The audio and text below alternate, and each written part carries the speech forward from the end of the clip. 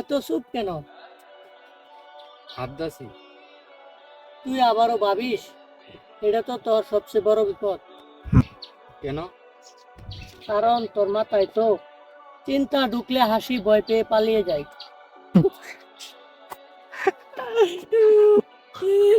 জানিস, আমি ঠিক করেছি, আমি বড় হয়ে বড় মানুষ হব। কিভাবে? আগে ছোট মানুষ হওয়া বন্ধ করব। তুই সবসময় হাসিস কিন্তু তোর মনে কষ্ট নাই।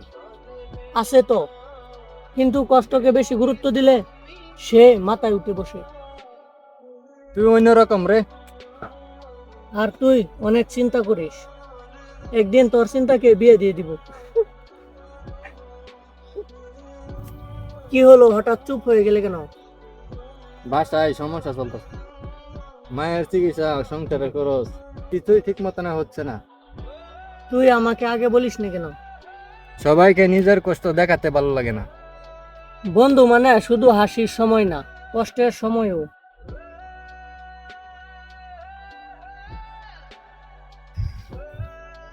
চল কিছু একটা করি।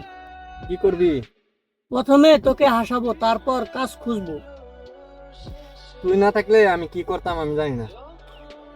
আরে আমি আছি, তবে আমার বেতন হলো 1 কাপ চা আর একটা বিস্কুট।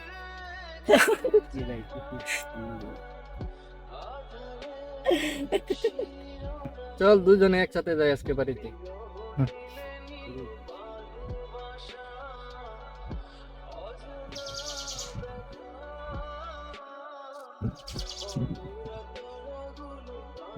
তোমাদের বন্ধু তো দেখে আমার ভালো লাগলো।